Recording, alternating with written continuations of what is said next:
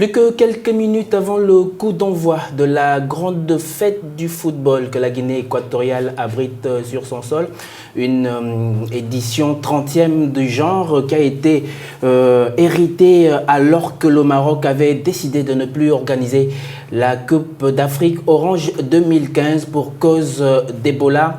Eh bien, la Guinée équatoriale avait donc hérité de cette grosse fête qu'attendaient tous les Africains parce qu'effectivement, le Qatar avait déjà proposé d'organiser cette manifestation sur son sol, toute chose qui n'avait pas plu à un bon nombre d'Africains qui avaient évoqué plusieurs questions d'africanité, de panafricanisme. Eh bien, Teodoro Obiangema Bassogo a accepté d'organiser cette manifestation alors que le pays avait déjà été mis à l'écart de la compétition. Cette compétition se déroule donc en terre équato-guinéenne dès cet après-midi. Dans quelques minutes seulement, le coup d'envoi va être donné entre les Diables Rouges du Congo et le Salon national de Guinée équatoriale. Mais bien avant tout ça, il y aura une grosse cérémonie d'ouverture qui verra la participation et la présence de plusieurs Africains, les chefs d'État, mais également tout ce qu'il peut y avoir comme stars du sport africain.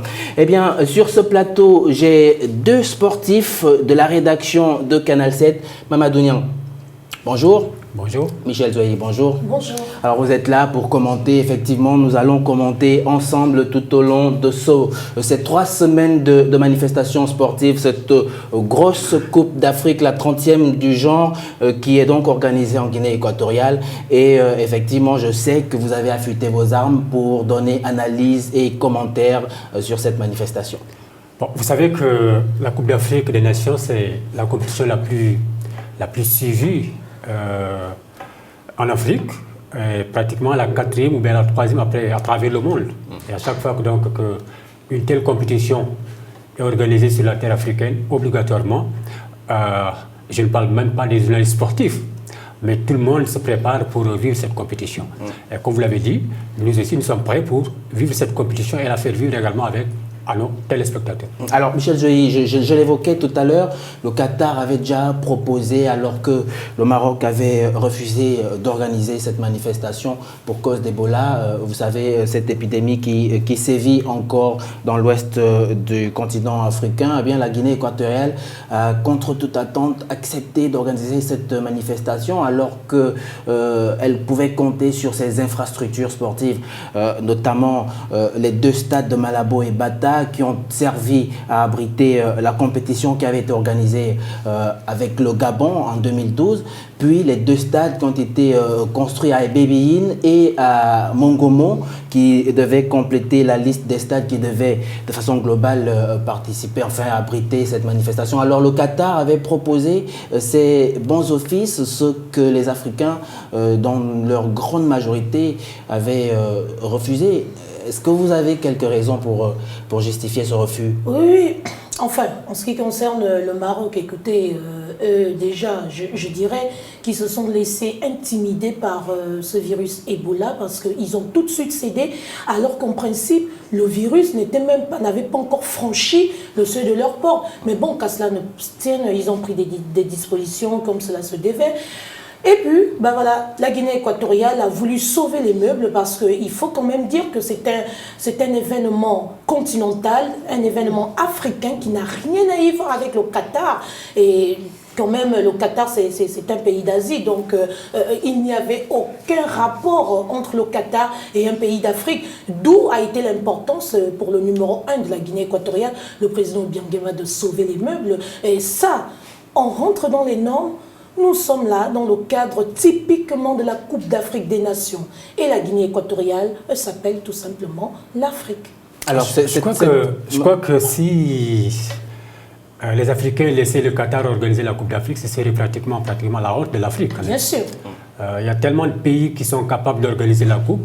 C'est vrai qu'il y avait le virus Ebola, mais ce n'était pas quand même un prétexte pour ne pas organiser, pour déplacer une compétition majeure qui est une compétition majeure.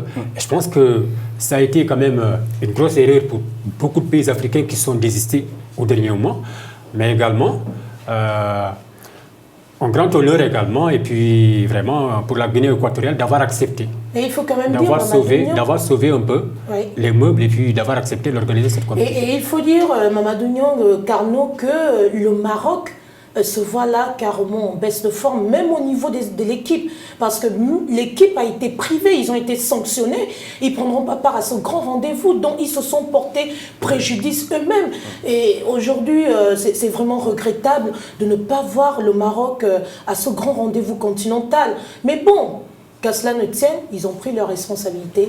Et nous avançons, ce petit pays qu'est la Guinée équatoriale avance et ils assument. La preuve, ils ne sont pas totalement prêts, mais bon, après il faut sauver les meubles et on en est là. Le Maroc devait donc abriter cette 30e Coupe d'Afrique de football, la CAN 2015 Orange. Pour cause d'Ebola, le gouvernement marocain a décliné l'offre de la Confédération africaine de football, la CAF. Issa Hayatou a donc fait un sombrero, pour utiliser un terme typiquement footballistique, au gouvernement marocain pour se retrouver en Afrique centrale et proposer cette compétition à Teodoro Obiangema Mbathogo, qui a vu là une très bonne occasion de redorer son blason sur le plan politique, mais également sur le plan sportif, parce que je le disais, le talent était déjà complètement éliminé de la compétition. Mamadou Niang, vous avez concocté un document qui présente le démarrage de la compétition avec les forces en présence. Nous allons le regarder et nous revenons sur le plateau. C'est demain samedi à Bata que sera donné le coup d'envoi de la 30e Coupe d'Afrique des Nations de football. Pendant 3 semaines, les amoureux du sport roi auront les yeux et les oreilles tournés vers la Guinée équatoriale. La petite lucarne confirmera toute son importance. Sur les pelouses de Bata, Malabo, Erebi et Mongomo, 16 équipes s'affronteront pour la succession du champion sortant, le Nigeria, éliminé durant la phase de qualification. Samedi à 17h, la Guinée équatoriale, pays organisateur, aura l'insigne honneur d'aligner les projecteurs du plus grand rendez-vous sportif du continent africain. Dans le stade de Bata, qui fera sans doute le plein, en présence du président de la République Teodoro Obiangema, le Zala national aura à cœur de débuter la compétition sur une note positive. En face, le Congo-Brazzaville, qui retrouve la CAN après 14 années d'absence, rêve de créer la grosse sensation de la Coupe d'Afrique en s'imposant face au pays organisateur en match d'ouverture. En secondaire à 20h, sur la même pelouse, place sera faite au choc Gabon-Burkina Faso. Un duel qui mettra aux prises 2 des plus brillantes équipes des phases de qualification. Panthère et Étalon, conduits respectivement par Pierre-Emerick Aubameyang et Jonathan Pitroipa, livreront un duel sans merci pour accrocher les 3 points de la victoire. Le spectacle sera-t-il à la hauteur de l'événement? Réponse dans quelques heures. Mamadou Niang, alors vous avez concocté ce document qui parle du démarrage de la compétition. Alors quelles sont les forces en présence? Les forces en présence, c'est que nous avons d'abord le pays organisateur. À chaque fois qu'un pays organisateur, qu'une équipe accueille la Coupe d'Afrique, et là on a l'avantage d'avoir de l'organisation. Cet avantage que la Guinée équatoriale va tirer, pas sur le plan sportif, mais sur le plan de sa notoriété. De sa notoriété et puis du soutien de son public. Ça, c'est l'avantage que la Guinée équatoriale tire de cette organisation sur le terrain. Maintenant, le Congo-Brazzaville est absent de la Coupe d'Afrique depuis 14 ans, mais c'est une équipe qui a convaincu pendant les éliminatoires. Il faut se rappeler que c'est le Congo-Brazzaville qui a éliminé le Nigeria, tenant du titre. Quand tu sors le Nigeria, le tenant du titre d'une phase de qualification, ça veut dire que tu as quelque chose dans les jambes. Et cette équipe a l'avantage également d'avoir un entraîneur qui draine 8 participations en Coupe d'Afrique, une grosse expérience avec Claude Leroy. Donc le Congo-Brazzaville va tirer peut-être l'avantage de l'expérience de son entraîneur et ensuite de la qualité qu'ils ont aussi tiré des éliminatoires de la Coupe d'Afrique. Après, nous aurons le choc Gabon-Burkina Faso. C'est des équipes qui se connaissent très bien. Depuis 3 ans, ou depuis 2 compétitions, c'est des équipes qui se retrouvent dans la même poule, des éliminatoires, et qui parviennent à sortir de leur poule. Cette fois-ci, Dieu a fait également, ils étaient dans la même poule de qualification. Le Gabon a battu au match aller 2-0. Au match retour, ils ont fait match nul à Ouaga, 1 but partout. Et les équipes vont se retrouver dès la première journée face à face à Bata. Les forces du Gabon, on le sait, c'est une équipe qui a changé d'entraîneur, mais l'entraîneur Georges Costa a su en un laps de temps mettre en place un bloc équipe, une équipe qui sait jouer au football. Alors Michel Zeuilly, vous avez quelque peu suivi la préparation des Panthères du Gabon. Vous étiez d'ailleurs à cette rencontre contre les étalons du Burkina Faso. Donc vous connaissez un peu le degré de préparation des Panthères du Gabon. Qu'est-ce qu'on peut attendre des Panthères concrètement? Actuellement, d'abord, les Panthères sont dans un état d'esprit autant pour moi serein. Ils sont confiants parce qu'il faut quand même dire qu'au sein de ce groupe, n'ont été surtout recrutés que les expatriés parce qu'il n'y a pas assez de locaux par manque de championnat national. Donc il faut dire que ce sont des personnes expérimentées, ce sont des personnes qui parviennent maintenant à prendre le dessus, quelles que soient les circonstances, quel que soit le score qui se présente à eux. Et vous savez, Georges Costa a quand même appris à cette équipe-là de prendre un certain élan et d'être... disons, d'avoir la tête sur les épaules. Bon, quand vous avez des personnes comme Lengualama qui évolue au Maroc, vous avez une personne comme Didier Ibrahim Don, je pense que l'union faisant la force, ils pourront faire quelque chose. Mais pour le moment, parce qu'il faut quand même dire que le mal dans tout ça, en ce qui concerne l'équipe du Gabon, c'est qu'elle baisse rapidement la garde. C'est-à-dire il suffit qu'il remporte un match ou deux. Je ne sais pas si c'est un signe de prédilection pour penser que tout est fini, tout est bon. Et c'est pourquoi nous avons toujours été éliminés en quart de finale. Parce que à partir du moment où ils ne poussent pas la pensée de l'avant, ils n'essayent pas d'être déçus de la compétition, j'ai dit on sera toujours bloqué. Donc le Gabon, proprement dit, pour le moment, il n'y a rien à dire parce que Georges Costa a inculqué un autre état d'esprit à ses joueurs. Ça veut dire l'esprit combatif, autant pour moi, l'esprit de gagneur. Donc pour le moment, en tout cas, on peut oser croire qu'ils iront très loin. Très loin. Alors il faudrait éviter que l'euphorie des quarts de finale ne prenne la tête des Panthères. On l'a vu plusieurs fois lorsque l'équipe nationale du Gabon se retrouve en quart de finale. Eh bien, c'est à ce stade, à ce niveau de la compétition qu'elle plie les chines devant son adversaire. L'adversaire, c'est bien le Mali. Pour la circonstance, oui, c'est le Burkina Faso. Oui. Pour la circonstance, mais l'on se souvient, lors de la Coupe d'Afrique 2012, le Gabon avait plié les chines face au Mali, alors qu'on pensait qu'ils avaient presque acquis la victoire. Mais malheureusement, au moment où on s'y attendait le moindre. Il faut aussi dire qu'Alain Giresse, qui était un ancien sélectionneur des Panthères du Gabon, avait juré de ne pas se faire battre par les Panthères du Gabon. Et c'est bien, il a tenu son pari, Mamadou Niang. Bon, il a tenu son pari, mais je pense que le Gabon va tirer sa force de son collectif. De son collectif et de l'amalgame entre les anciens et les nouveaux joueurs. Les nouveaux joueurs qui sont tous les titulaires dans leur club. Et les anciens qui ont acquis une certaine expérience. Et ensuite, du parcours qu'ils ont fait pendant les éliminatoires. C'est une équipe qui n'a pas pris de défaite. Donc quand tu pars avec tous ces avantages, bon, disons que mentalement, tu es très fort. Et sur le papier aussi. Sur le papier également, ils sont très forts. Maintenant, tout dépend du premier match. Le premier match est extrêmement important. Ils vont rencontrer une équipe qui était finaliste à la dernière CAN. Ils se connaissent très bien et qui a également des individualités. En dehors des individualités du Burkina Faso, le Burkina a également un collectif qui s'appuie sur des individualités très fortes comme Alain Traoré, comme Pitroy Pape, comme Jonathan et tout ça. Donc, ça va être une partie très disputée, comme je l'ai dit dans mon papier. Très disputée. Indécise également. En tout cas, les autorités gabonaises sont assez confiantes. On a suivi le ministre gabonais de la Jeunesse et des Sports au cours d'une émission très importante qui se tenait dans une chaîne, la chaîne nationale gabonaise, où il se montrait véritablement confiant vis-à-vis de l'organisation et de la préparation des Panthères du Gabon. Sur place en Guinée équatoriale, les autorités, elles aussi se disent assez prêtes, mais pas totalement, pas à 100%. On peut le savoir, on peut le comprendre aussi, puisque le pays a hérité de cette compétition 2 mois seulement avant la date butoir. Je vous propose d'écouter un extrait de l'interview que le ministre équato-guinéen des Sports a donné. En 2 mois, on ne peut pas faire les choses 100%. On peut faire les choses à 85-84%. En tout cas, à niveau des stades, je peux donner l'assurance que les 2 stades de Bibi Mongomo seront prêts pour la compétition. La société qui fait les bâtiments, ils travaillent jour et nuit. Et les garçons se posaient déjà, ça amenait les garçons de l'extérieur.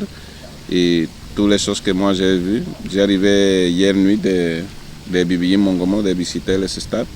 J'ai trouvé que tout se passe bien, très très bien. Et comme j'ai dit, le 30 de ce mois, Bibi c'est OK, et le 5, Mongomo c'est OK.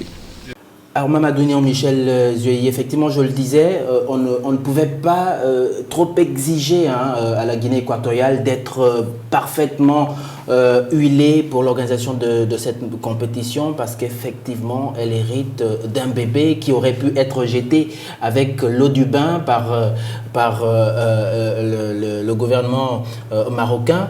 C'est donc une sorte de reprise in extremis que la Guinée équatoriale a exercée sur la Coupe d'Afrique des Nations. Alors, on ne peut pas trop exiger en ce qui concerne l'organisation, les structures d'accueil et tout le reste. Bien sûr. Vous savez que l'organisation d'une Coupe d'Afrique est très lourde. Généralement, les pays se préparent pendant 6-7 ans. Et quand vous héritez d'une compétition pour 52 jours ou bien 53 jours, ça veut dire qu'il y aura forcément des difficultés. Et même les pays qui ont eu à organiser, à se préparer pendant des années, ont rencontré beaucoup de difficultés. Moi, j'ai assisté à 8 Coupes d'Afrique. Mais à chaque fois, on rencontrait des problèmes. Des problèmes pour les journalistes d'accréditation, des problèmes de déplacement, des problèmes logiciels et tout ça. La logistique. Donc, la logistique, forcément, la Guinée équatoriale ne peut pas être prête pour cette compétition. J'ai entendu Claude Leroy s'emporter contre l'hôtellerie, contre l'hébergement, parce qu'ils avaient des difficultés. Les chambres ne sont pas au complet. J'ai dit comment, quand même, il fallait le prévoir. Et puis tout le monde savait que la Guinée équatoriale ne serait pas prête pour organiser cette coupe. Donc il faut quand même avoir raison garder. Oui, il faut quand même saluer le courage de la Guinée équatoriale. Et vraiment, à l'heure où on en est, avec tout ce qui prévaut tout autour, moi je pense qu'il faut quand même donner un coup de chapeau à ce pays, parce qu'on ne peut pas, je dis bien, on ne peut pas faire les choses à 100% à la dernière minute en moins de 2 mois. Ici, au Gabon, on a préparé la CAN avec la Guinée, mais ça a pris du temps. Or, eux, ils le font en moins de 2 mois. Donc, du coup, qu'aujourd'hui, certaines infrastructures soient prêtes ou pas, nous n'allons pas être trop durs envers eux. Le minimum a été fait, l'essentiel a été fait. Les 2 structures, à savoir les stades sur lesquels les joueurs doivent prester, je dirais que ces stades sont pratiquement prêts. En ce qui concerne les infrastructures hôtelières, j'ai dit aussi que tout c'est prêt parce que hier encore, le secrétaire général confirmait que le gouvernement n'a ménagé aucun effort pour que l'essentiel soit fait. Même en termes sanitaires, aujourd'hui, ils ont pris attache avec tout ce qu'il y a comme médecins. Excusez-moi, ils ont pris plus de 80 médecins cubains pour renforcer, d'accord, la structure sanitaire. On parlera de cet aspect avec Marina Mendeman qui nous rejoindra dans quelques instants sur ce plateau. Le temps de vous proposer ce reportage qui a été justement concocté par Marina de la rédaction de Santé de Canal 7. Je vous propose donc ce document justement sur les moyens de prévention et pour pour éviter la propagation du virus. C'est donc le grain de sable qui pourrait enrayer cette formidable machine que la Guinée équatoriale vient de mettre en place, va mettre en marche dans quelques heures, dans quelques minutes, je veux dire, avec le coup d'envoi qui sera donné. Il reste à peu près moins de 40 minutes pour que ce coup d'envoi soit donné. Messieurs, dames, je vous remercie d'être arrivés sur ce plateau. Je vous raccompagne avec ce sujet de Marina, sujet santé, et Marina et Sampérod viendront me retrouver. Merci. C'est demain à 15h temps universel que le monde entier assistera à la levée de rideau de la 30e édition de la Coupe d'Afrique des Nations. Malgré la présence du virus Ebola concentré en Afrique de l'Ouest, cette compétition aura bel et bien lieu. Avec plus de 8000 décès enregistrés sur plus de 19 000 cas, la Guinée équatoriale se dit capable de gérer l'afflux de supporters que génère cet événement. Nous allons appliquer les consignes de l'Organisation mondiale de la santé pour que la prévention soit au cœur de ce que fait le Comité national de vigilance d'Ebola en Guinée équatoriale. Au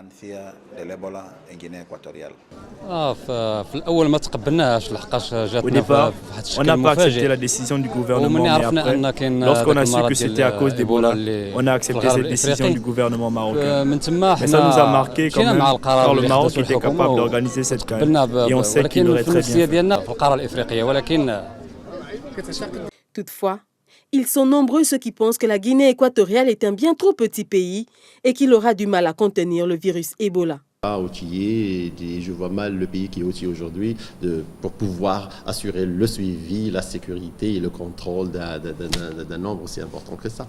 Contrairement au royaume chérifien censé organiser cet événement et qui avait dû renoncer à cause des risques d'importation et de propagation forte de la fièvre hémorragique virale, la Guinée équatoriale rassure les nombreux supporters sur la mise en place d'un contrôle sanitaire de grande envergure en ayant mis sur pied 3 centres d'isolement pour des éventuels cas suspects et a fait venir de Cuba une 50aine de médecins pour renforcer le dispositif de prévention.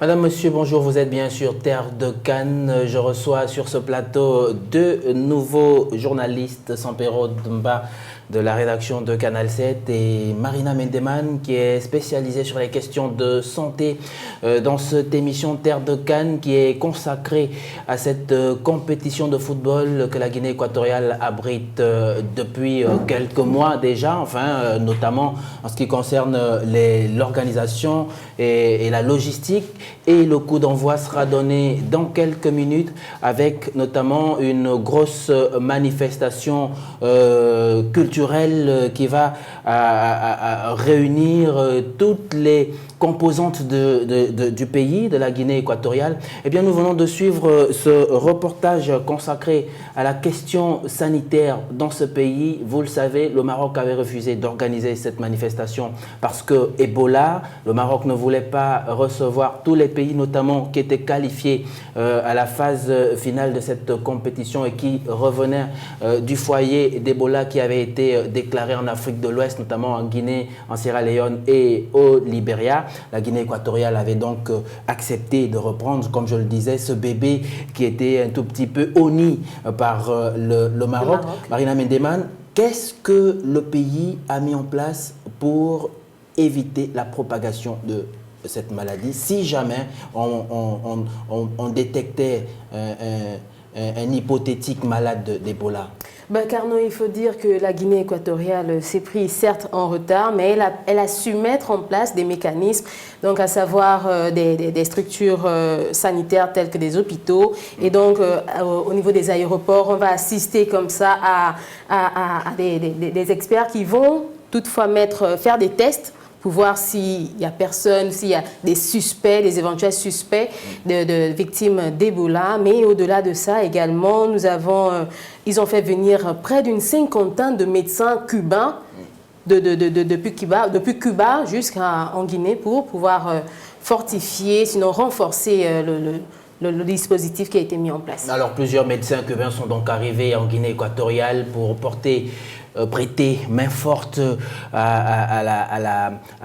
aux médecins équato-guinéens pour lutter, sinon pour éviter que ce virus ne puisse entrer dans le territoire, les frontières équato-guinéennes. Samperonba, il y a là une sorte de coopération entre Cuba et la Guinée équatoriale. On sait que ce pays latino-américain, sur le plan de la santé, a beaucoup d'expertise. Est-ce qu'on peut compter sur effectivement cette main forte qui est prêtée par Cuba pour éviter une catastrophe comme celle qu'on a vue en Sierra Leone ou au Libéria? Oui, bien sûr. Vous savez que Cuba est l'un des pays du Sud, hein, qui forme chaque année de nombreux médecins, et la population cubaine est l'une des mieux soignées au monde.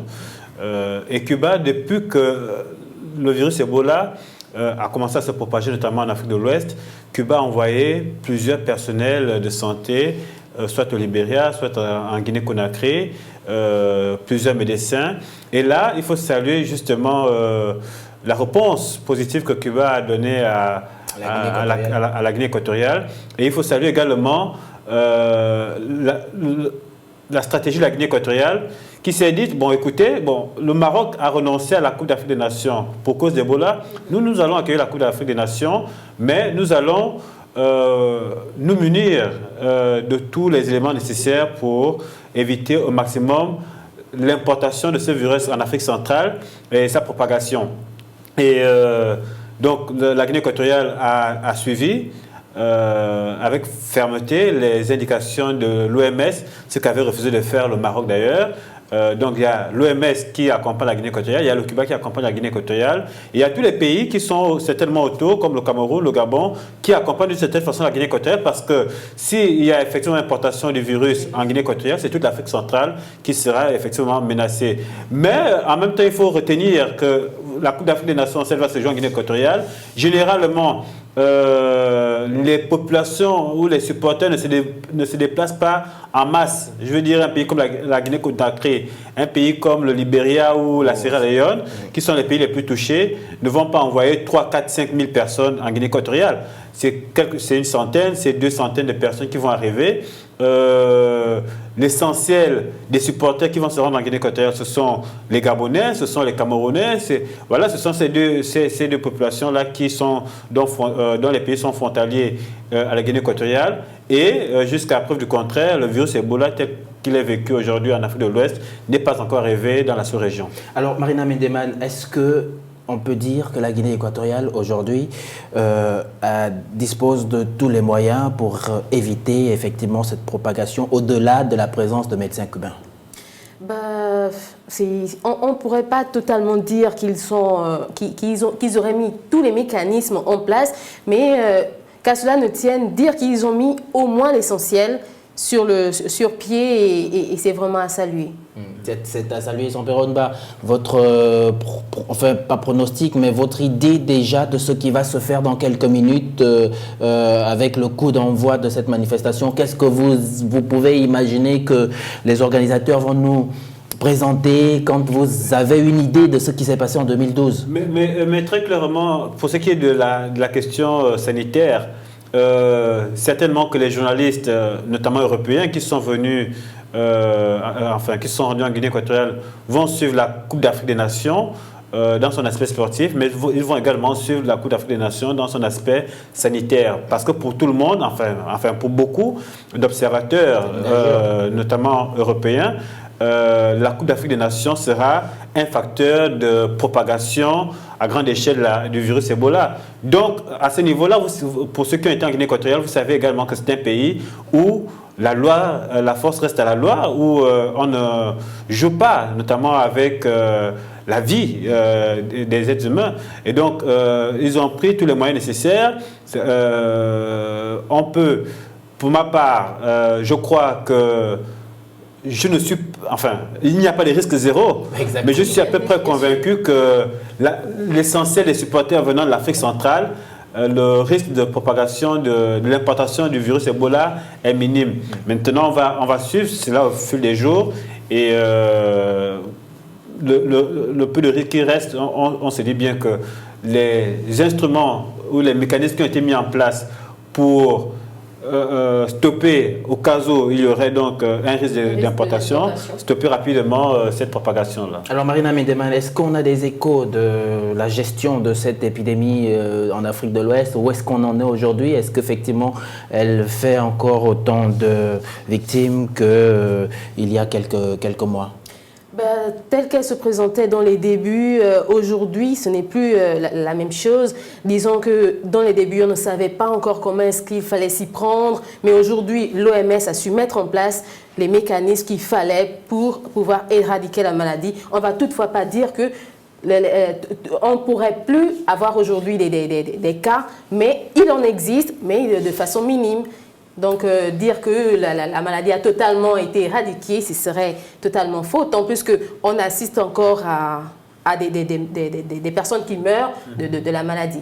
Oui, et il faut ajouter qu'un journal scientifique très sérieux, un journal anglais, a annoncé que parmi les 10, on va dire quoi, les 10 curiosités scientifiques de l'année 2015, il y a la curiosité, enfin, il y a le virus Ebola qui est déjà perçu comme un virus, ou du moins comme une épidémie, qui va s'estomper d'ici les 3-6 prochains mois. Il faut également dire que selon les chiffres de l'OMS, la propagation a commencé à fléchir. Donc, il y a quelques mois, on enregistrait 4 à 5 000 nouveaux cas par mois. Semaine, hein. Voilà. Et aujourd'hui, enfin, d'ici février, mars, juin, on serait normalement à 2 fois, 3 fois moins de cas. Et il faut également... Surtout pour ajouter avec M. Sampérode, dire que le nouveau médicament qui a été mis en place, c'est justement le Benzidofovir qui a été mis en place pour éradiquer... Il y a 2 vaccins qui sont en test. Oui.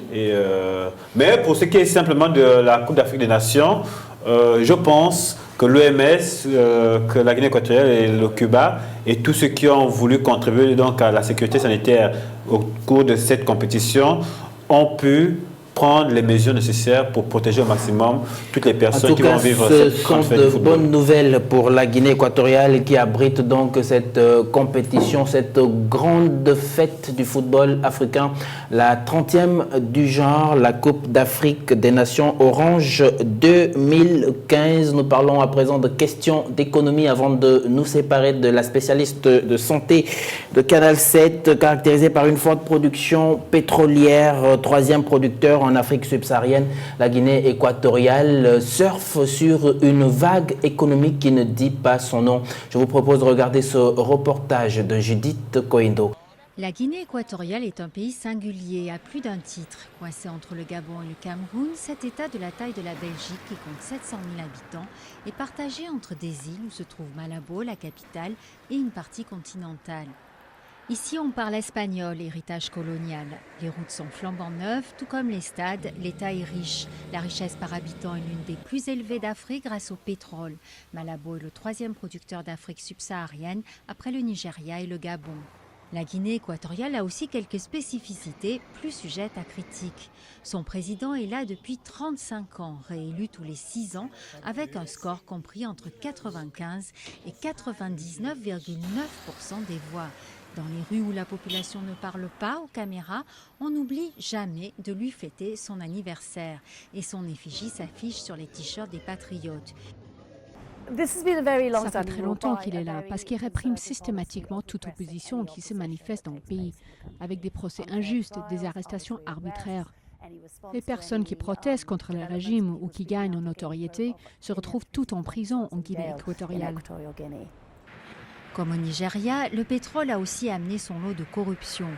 Au palmarès des pays les plus corrompus du monde, la Guinée équatoriale est en très bonne place selon l'organisation Transparency International.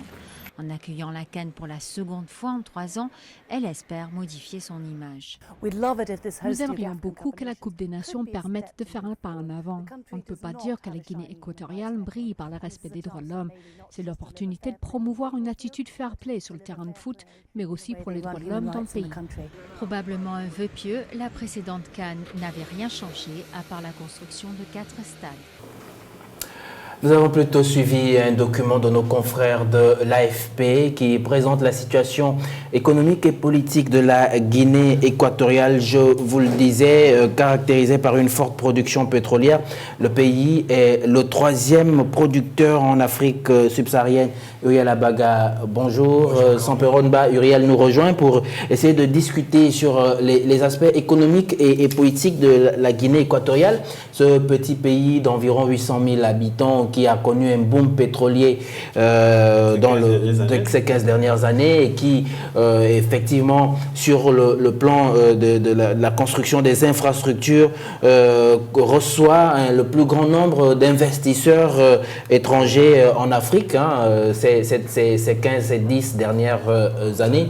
Alors, sur le plan économique, Uriel Samperone, qu'est-ce qu'on peut dire de la Guinée équatoriale, nonobstant le fait qu'effectivement, on voit bien que son PIB augmente, sa croissance économique augmente, sur les retombées sur les populations, est-ce qu'on peut les avoir?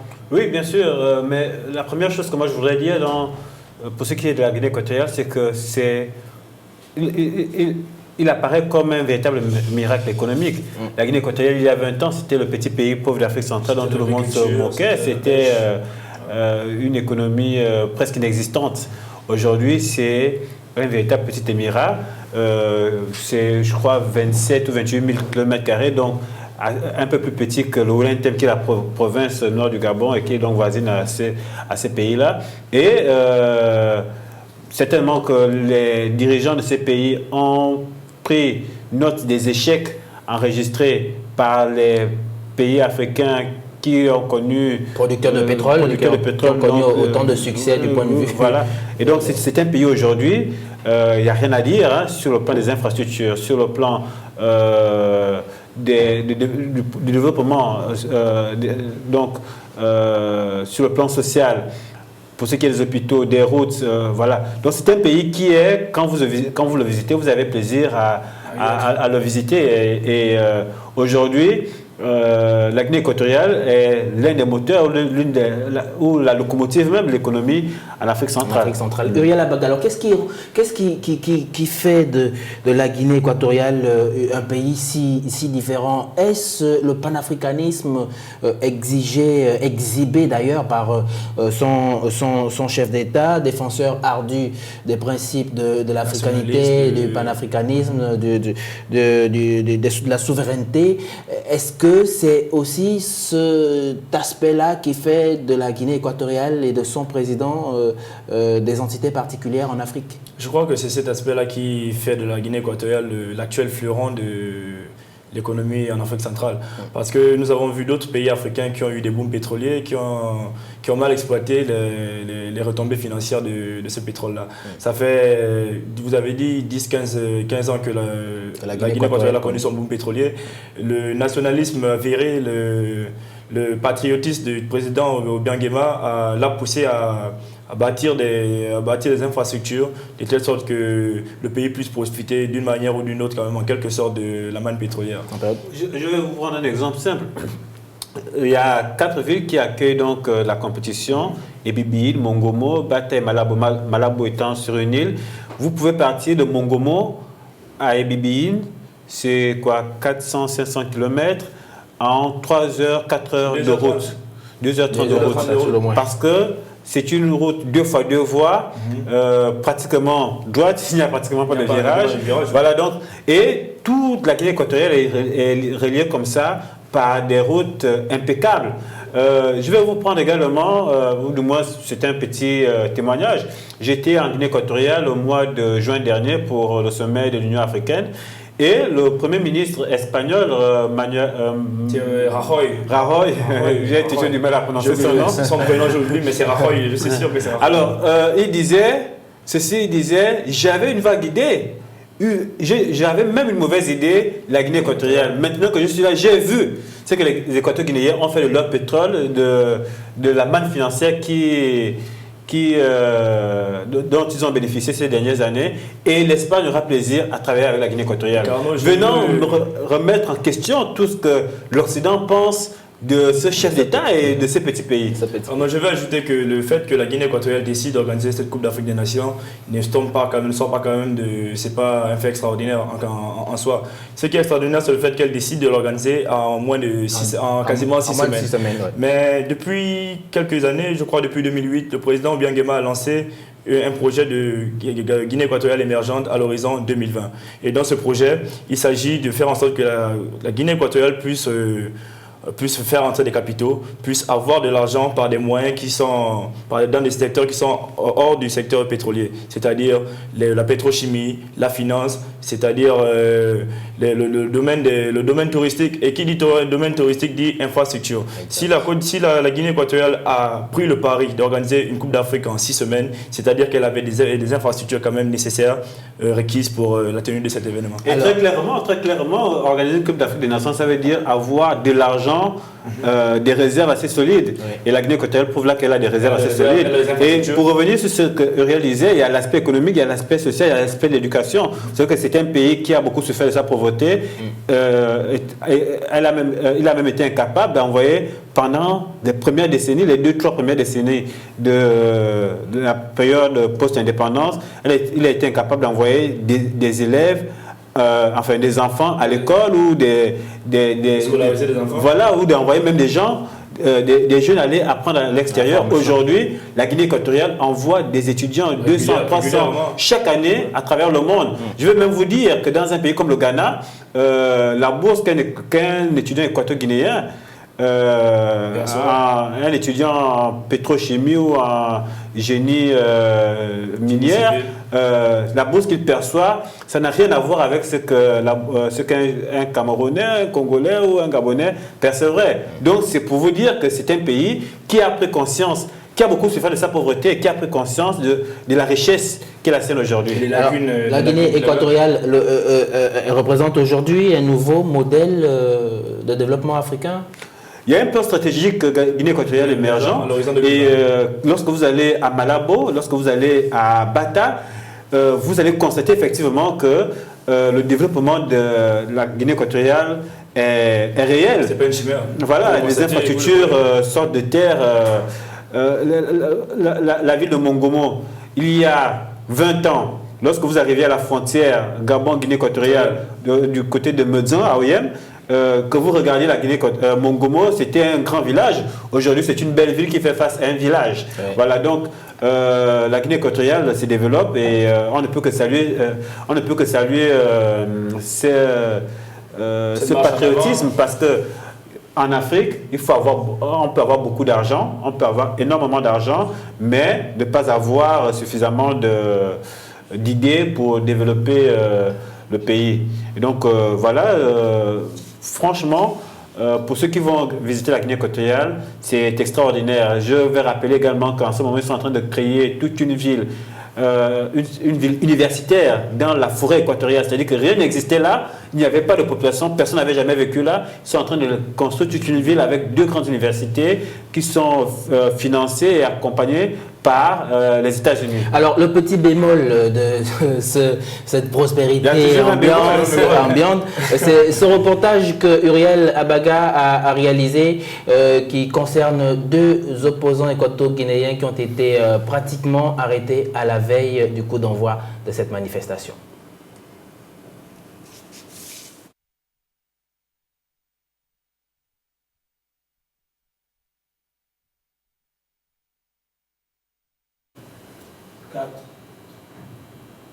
Alors, Uriel Abaga, ses opposants ont été donc arrêtés parce qu'ils étaient opposés à l'organisation de cette Coupe d'Afrique des Nations 2015 en Guinée équatoriale. Qu'est-ce qu'on peut en savoir aujourd'hui?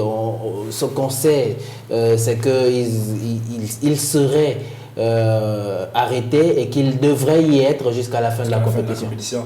Déjà, c'est l'actualité, c'est ça l'information. Ils ont été arrêtés, c'est notamment M. Celestino Mvo-Kembe et M.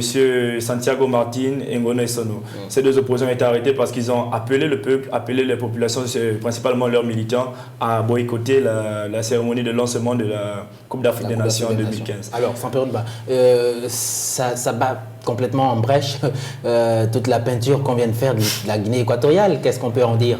Non, mais sur le plan économique, je continue à dire que la Guinée équatoriale est, en tout cas en Afrique centrale, une réussite. Mais sur le plan politique, vous ne pouvez pas arriver à nommer à la tête de la BAC un gouverneur qui n'est pas gabonais. C'était incroyable, mais c'est vrai aujourd'hui.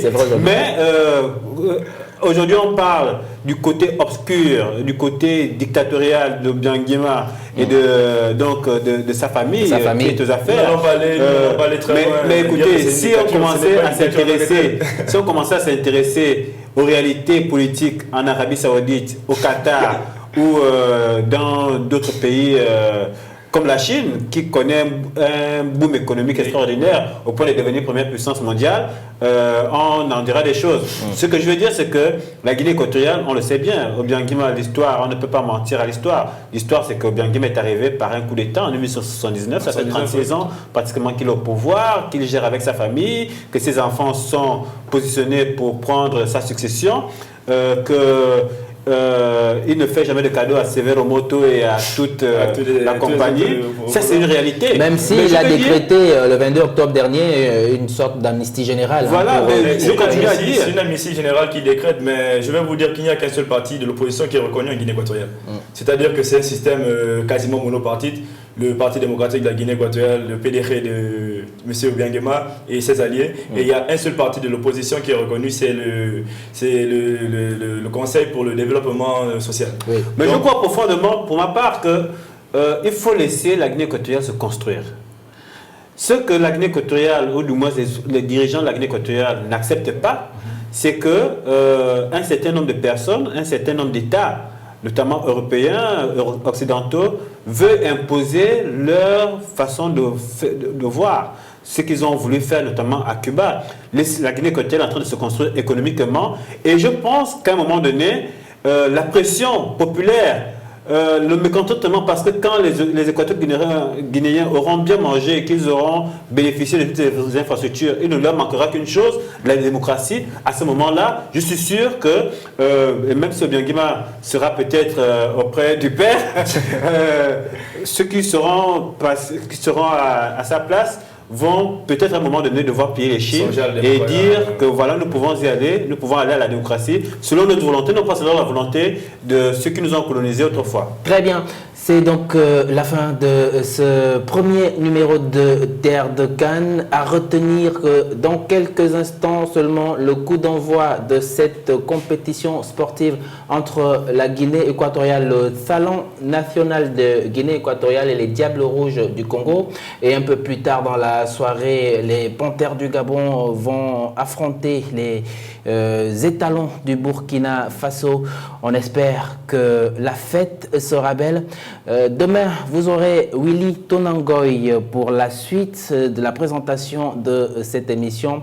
Quant à moi, Samperod et Uriel Abaga, je vous remercie, ainsi que toute l'équipe qui m'a accompagné pour ce premier numéro de Terre de Cannes. Je vous dis au revoir, hasta pronto.